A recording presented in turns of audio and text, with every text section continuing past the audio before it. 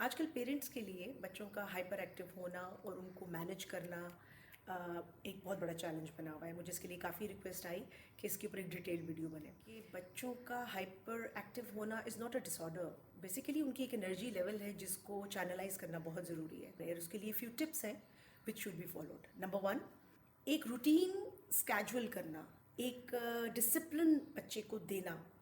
जब एक hyper active बच्चे को ये पता होता है कि मैंने सुबह ये चीज़ इस तरह करनी है, नाश्ता इस टाइम पे करना है, ये मेरा ब्रेक टाइम है, ये लंच है, उसके बाद मैंने इवनिंग में इस टाइम पे खेलना है, ये मेरा गेम्स का टाइम है, ये टीवी टाइम है। आप जब उसको एक स्केड्यूल बना के देते हैं और तो उसके अंदर बेसिकली एक बेचैनी ख़त्म हो जाती है, एक सुकून आ जाता है और वो अपने उस कैजुअल के ऊपर चलना शुरू कर देता है। वेयर एज अगर बच्चे की एक रूटीन ना बनी हुई हो, अगर उसका एक स्केड्यूल नहीं बना हुआ, तो वो अपने लिए खुद एक्टिविटीज़, एक से दूसरी एक्टिविटीज़ पे वो खुद से जंप करता है, वो अपने लिए खुद एक्टिविटीज़ तलाश करने की कोशिश करता है, जिसकी वजह से वो बहुत रेस्टलेस रहता है।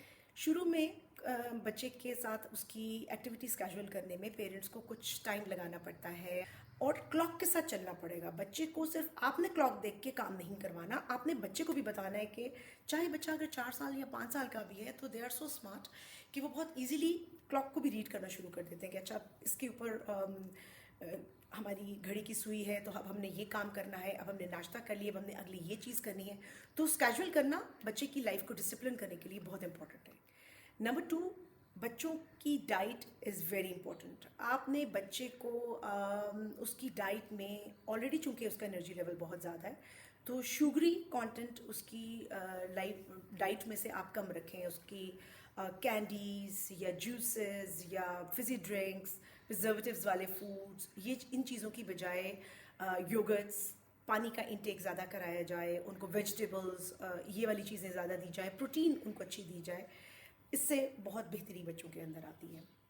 एज अप्रोप्रिएट एक्टिविटीज़ उनके लिए अरेंज करके देना, उनको सिखाना। बच्चे बहुत मासूम होते हैं, उनको शुरू में एग्जैक्टली नहीं पता होता कि उनका किस गेम में, किस एक्टिविटी में, किस स्पोर्ट्स में बेसिकली उनका इंटरेस्ट है। उनको डिफरेंट स्पोर्ट्स की अपॉर्चुनिटीज़ देना, उनको खिलाना और फिर देखना कि वो किस में ज़्यादा देर इंटरेस्ट लेके हुक्ड रहते हैं, इंगेज रहते हैं, और फिर उनको उसमें प्रमोट करना, उनके लिए ज़्यादा उस तरह की फैसिलिटीज़ देना। लाइक बच्चों को फुटबॉल भी खिलाना, क्रिकेट भी खिलाना, आउटडोर एक्टिविटीज़ देना। आउटडोर की एक्टिविटीज़ अवेलेबल नहीं है तो आपको इंडोर में उनके लिए ऐसी एक्टिविटीज़ अरेंज करके देनी है ताकि जिसमें आपके बच्चे का एनर्जी थोड़ी सी कंज्यूम हो, वो भागे दौड़े, जंप करे, इस तरह से। फिजिकल एक्टिविटीज़ के अलावा इनके लिए डिफरेंट पजल्स बहुत ज़रूरी हैं। जो पजल्स होते हैं वो डिफरेंट लेवल के, डिफरेंट एज अप्रोप्रिएट पजल्स आप बच्चों के लिए ज़रूर लाएं और उनको खिलाएं।